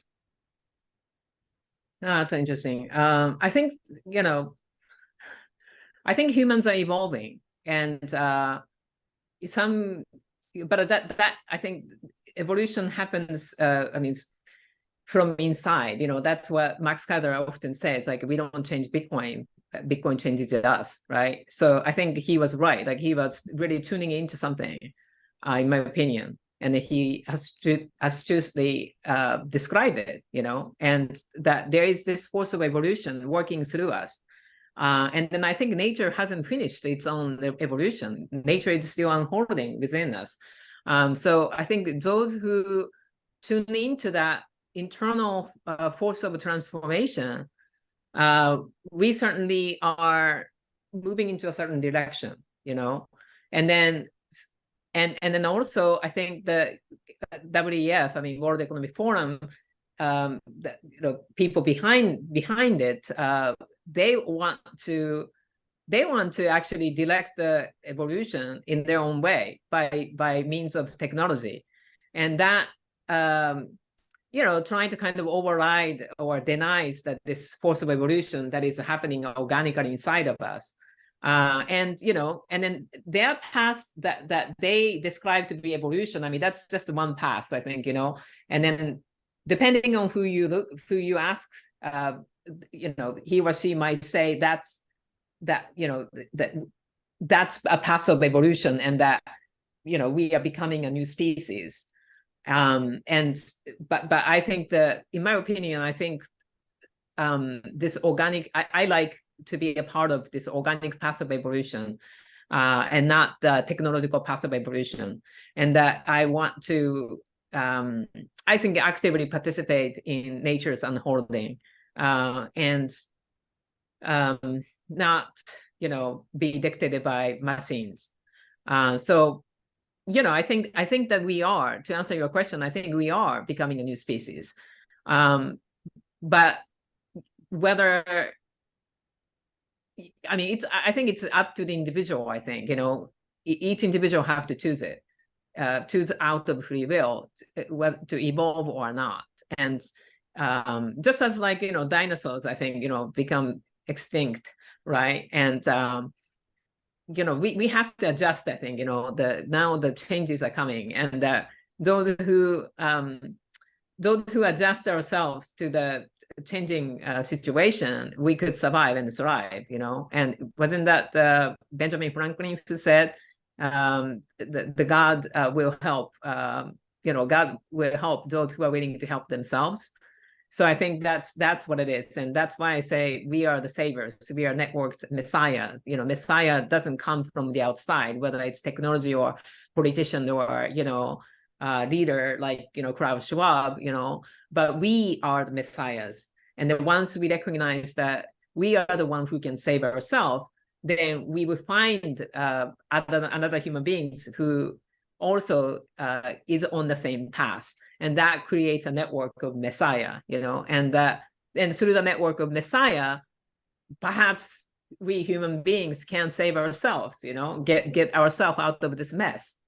So that's, I think, Bitcoin is helping humanity as, pro-human technology. Yeah, I could see that. I want to read a little bit more from Bitcoin allows discovery of genius within.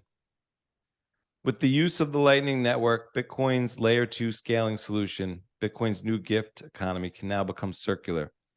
It allows each of us to receive Satoshi Nakamoto's gift to find what we as individuals are uniquely gifted with, and to simultaneously return the gift by sharing our talents and skills with our communities. The more one is gifted, the greater contribution one can make. Each person holds a key to a puzzle that can unlock the hidden treasure given to humanity. Through our active participation in the collaborative discovery of the 21 million coins, the value of the network increases. Our society as a whole gets enriched. Through each claiming their own genius, we together inherit the wealth of the world, delivering prosperity for all people. I like Jay-Z. Everyone can have their take on him these days. But one thing he did say at a concert that I thought was really interesting was he said, everyone has genius level talent. Don't let anyone, rain on your shine. From your piece, Bitcoin is a currency of love. You wrote, give peace a chance. Bitcoin is the currency of love backed by our exuberance. Love knows no bounds. It traverses the diverse shapes and colors of national flags, transcending borders to touch people's hearts. Now a new game is on. Samson Moe, the founder of game company Pixelmatic and former chief strategy officer of Blockstream, ignites a spirit of play at a global level. With Jan3, a Bitcoin technology company that focuses on Bitcoin mass adoption, this peaceful diplomat engages nation states to align incentives with Bitcoin to mitigate conflicts and strengthen union. John Lennon went on to say, I want peace now. We can get peace if we want it now. He reminded us that all we have to do is awaken the power within ourselves. We can't fight to end war and stop the destruction of the world. We can only overcome violence through each of us generating our own creative power of love. Through a network of consensus infused by our imagination, we can now give peace a chance. Lennon's another interesting one. I saw a clip of him recently where he was talking about how overpopulation is bullshit. And, and not too long after that, he was murdered. You can kind of draw your own conclusions. Interesting.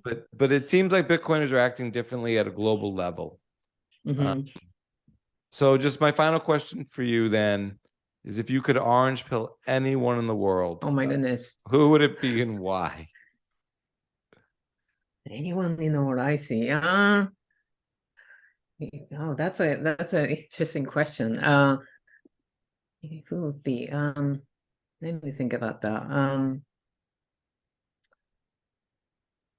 Anyone in the world, orange pill. That's interesting. Okay, let me think about this. Take your time. I guess I've been trying to orange pill people, but then recently I came to a conclusion that I shouldn't do it anymore, because it's I don't have to do it. Each person will find his or her own way. So this question is very interesting. If I can orange pill one person, does it have to be one person? Yeah, or no, you can answer this any way you want, alive, dead, whatever you want to take it. A group. Okay, I probably maybe. Okay, I like to maybe orange pill Klaus Schwab maybe, and then he would actually get behind Bitcoin, and then humanity doesn't have to fork. We could just maintain this union, I guess. Yeah, I think conversations like this with Klaus Schwab would be fascinating, or any one of his ilk, where they couldn't leave the room and you could have a debate of ideas and they had to engage, straw man, whatever it is. Right. It'd be interesting to know how much of what that kind of prophecy, or not prophecy, what they're trying to spew is by choice, understanding, or just not understanding. I liked asking you as a psychologist a question, because it's like, there's a part of me that doesn't think we need to orange pill any one particular person. I think it's almost blasphemy. It's like, not blasphemy is the right word. It's like offensive. Like it's about the individual, and it's so decentralized. It's not about having a leader or someone that we look up to. And then it gets tricky. It's like, are we orange pilling them like with Klaus Schwab? Like, we don't even have to say anything. We just literally give him a pill and he's like, hey, wait, is it Bitcoin's great? Or is it like, do we really convince these people through, intellectual stimulating conversation and they come around? Is that the dream? And what would that mean for humanity? And, I don't know. But, I think at the end of the day, it's like, I think to your initial reaction, it's not about any real individual or leader. Right. And everyone will come to it when they need it or want to. But it's interesting. I think that, in a sense that though, I think Klaus Schwab and, his circle are performing a vital role because they are presenting a choice. And I think what's important is we need to have a choice, in order for us to have freedom, we need to have a choice. At least we have to be able to choose between the two. At least we have to have two choices. Yeah, but if you choose, right? Otherwise, human beings become automaton if there's only one thing, and everybody will go into this Bitcoin and then hyper Bitcoinization is the only way, then we don't have freedom. We don't have a choice. So I think that, maybe Klaus Schwab shouldn't be orange pilled, because he's performing an essential role, right? That's why, I think it's like weird. He wouldn't be orange pilled in the sense where through a conversation and debate, it would be like he literally took a pill and woke up. And I think that in that regards though, but I think that if people who choose to go into the global digital panopticon, I think that might be their last choice. And, right. And I think there's a potential for all of us to be dragged into that last choice as a collective to some regards. I think team's playing for keeps. We need to have a choice, right? I think we need to have a choice, but I don't know if, I think one of the choices leads to no choices. To like a prison. I see. Well, because we have Bitcoin, so that won't happen though. It's we have at least one other choice. So I think that I want to orange pill anyone who want to, I guess, save themselves. That's the other. So in terms of the actual orange pilling out in the wild, I've come to the same place you are, where I mean, in the beginning, I think I was very, just very excited to find this new technology, this new tool. And I really just wanted to save my friends and family. Right. I don't know if save is the right word, but share it with them, share what I discovered, the truths I found. But it wasn't about like going. And the reason I started the pod is I don't want to talk to anybody or everybody about Bitcoin. And I think Eric Case and this show's coming out soon, but like he talked about it as like, it's like someone asked you about Bitcoin. I could probably spend 15,000 hours telling them about Bitcoin. It's not going to do any good. It's really about what questions they have. And so I don't want to be on a soapbox anywhere. I'm an introverted person. I don't want to be at parties talking about Bitcoin. But if people have questions, I want to answer them. And loved ones, I wanted to grab. Right. I mean, I just had an interaction with my colleague, the psychologist who is a part of this networked psychology for social responsibility. And, he and I actually shared values so I kind of sent him one of my articles, and his response was that he basically sent me a link to this FTX criminality and that, basically equating Bitcoin with the FTX exchange, right? Or equating it with crypto and the collapse of exchanges. And it's so I had to kind of tell him that it doesn't really reflect, this collapse of this exchange doesn't reflect the integrity of Bitcoin. And then I have to explain. And then at some point I saw, okay, I'm not going to engage. It's just okay, So I just learned to save my energy and time because some people just don't get it, and you might just be one of their many necessary touches along the way that they don't get it. Right. And then maybe when they're ready, maybe they could start asking questions. Right. But maybe you're a touch that will help them be ready down the road. And even if it's not an extended deep touch, it's just you sent the article, he refuted it, but then down the road when the anecdotal information in the world, either they take the information in or they continue to put the information from their own mind out and refute what's coming in. Right. And then people are more also concerned about price. right? When Always, the price is yeah. down, like, people just send me emails, they contact me saying, hey, Are Nozomi, you Bitcoin is okay? down. Are you okay? Right, exactly. And then like I just got recently, I got a text message from my friend saying, look, Bitcoin is going well. How do you feel about that? And I just have to say, price doesn't matter, Yeah, well, that's a mind-boggling you cannot trait to start people talking in the about, fiat right, world. Yeah, I mean, price is right, everything, and things, exactly. everything is, you can print to infinity and make to infinity, and so prices go up once and then they crash and that's it. Right, It right, burns. exactly, It right, doesn't matter right. how many times they see that. It's over every time it Mhm. crashes, and yeah, it must test. I know it tests my patience. I've enjoyed this conversation immensely, Nozomi. Yes, me too. I think you're just putting tremendous work out there. So I'm curious, what's next for you, and let people know where they could find you. I mean, I'll tee it up a bit. Like, you have so many articles lately in Bitcoin Magazine, way more than we even got into, and they're way more in depth than we covered. And I know you have the book that you've written on WikiLeaks, the new pod out. What else is going on, and where can people find this stuff? Yeah, I guess I would just keep writing. I get kind of a transmission or whatever, a download of ideas or whatever. I get up, like it's always kind of happen around like 3:30 a.m. And I get up in the morning, and then I have this notepad next to my pillow, and I write them down. And in the morning, like, oh my goodness, I have to write them down. So I just, I feel like I don't have a choice. I just, when the ideas come to me, I would do my best to serve for them. And so, I would keep writing. And then, as you mentioned, that I just now launched a new podcast with my fellow Bitcoiner, Roger 9000. He's a London-based musician. And so it's called Bitcoin's Love. So that's, we created as a space to really talk about, philosophical things. So what the topics that we don't, maybe usually talk about, such as love, connecting Bitcoin with love, or Renaissance 2.0. So, if you are interested in kind of cosmic talk, cosmic topic, then check our podcast out. I love it because I think it's gonna be, there's optimism in this.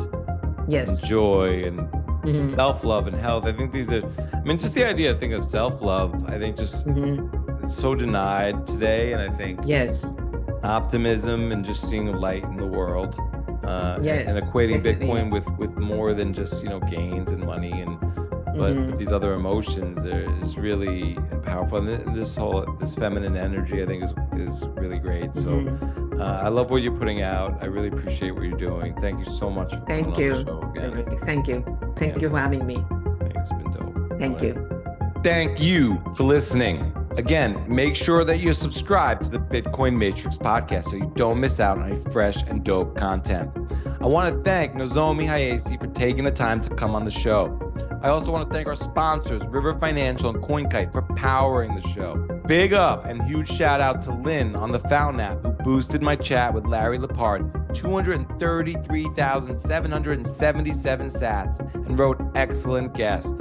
And to Tesla Liberty, who boosted my conversation with Tur Demeester 20,000 sats. I don't know if you guys know this, but I produce and host the Bitcoin Matrix around my day, career, wife, and kids. So your support really means the world to me.